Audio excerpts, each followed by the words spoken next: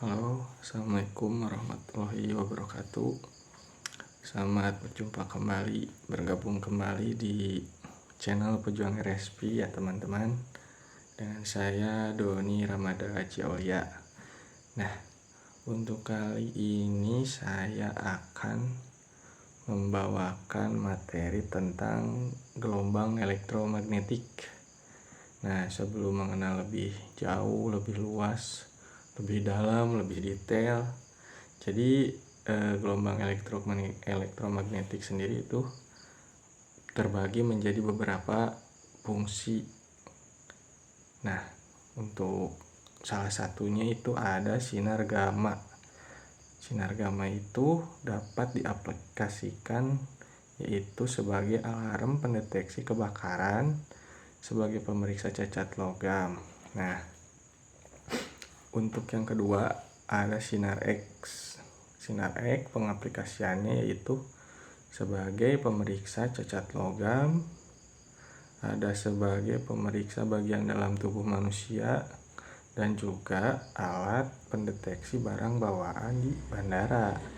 Nah, untuk teman-teman ya kalau misalnya yang udah pernah ke bandara, mungkin kalian pernah ngelewat kayak pendeteksi gitu. Nah, yang digunakannya itu adalah sinar X. Jadi nanti barang bawaan Anda bisa kedeteksi gitu, ada yang bawa senjata api atau senjata tajam. Makanya di bandara-bandara selalu menggunakan sinar X. Nah, untuk yang ketiga ada sinar ultraviolet. Pengaplikasiannya yaitu alat pembunuh bakteri dan juga virus. Nah, yang selanjutnya untuk penstimulus vitamin D di tubuh manusia. Nah, untuk yang keempat ada cahaya tampak. Cahaya tampak tersebut bisa diaplikasikan sebagai alat bedah dan juga sebagai pembawa informasi dalam serat optik. Ada satu lagi yaitu sterilisasi alat-alat kedokteran juga. Nah, untuk yang kelima ada sinar inframerah atau yang suka disebut infrared. Nah, untuk pengaplikasiannya sendiri adalah untuk alat pencitra bumi dan juga sebagai termogram, dan bisa juga sebagai alat pengering cat kendaraan.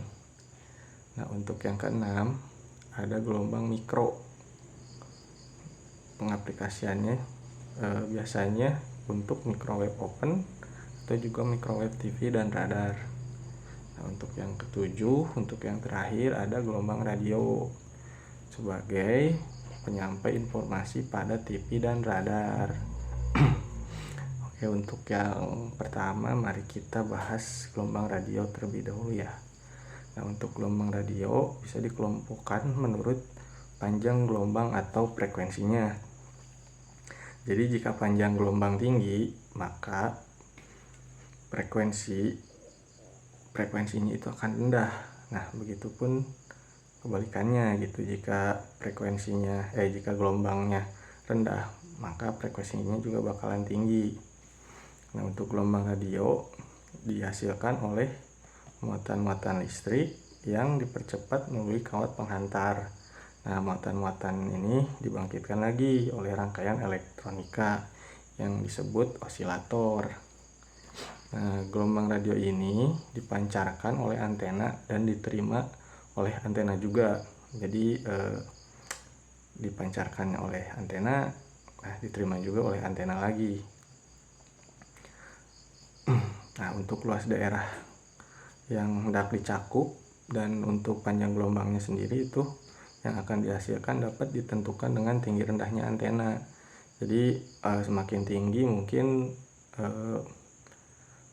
untuk mendapatkan sinyalnya atau gelombangnya akan lebih bagus juga.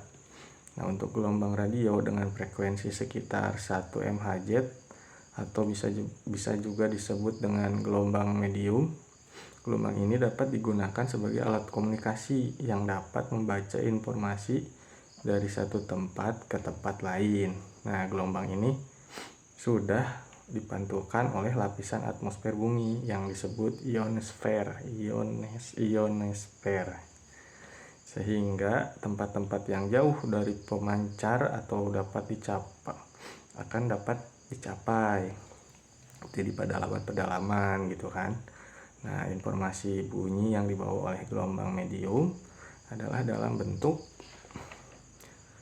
perubahan amplitudo atau modulasi amplitudo. Nah, untuk materi kali ini di materi minggu ini mungkin kita bahas yang ini aja dulu. Nah, untuk yang selanjutnya akan saya bahas lagi di minggu depannya lagi. Nah, untuk itu cukup sekian dulu materi dari saya. Mohon maaf bila penyampaiannya kurang bagus, masih banyak kekurangan dan tidak sesuai ekspektasi. Mohon dimaklum gitu. Jadi ya, selamat menonton dan insya Allah akan bermanfaat. Sekali lagi terima kasih. Wassalamualaikum warahmatullahi wabarakatuh.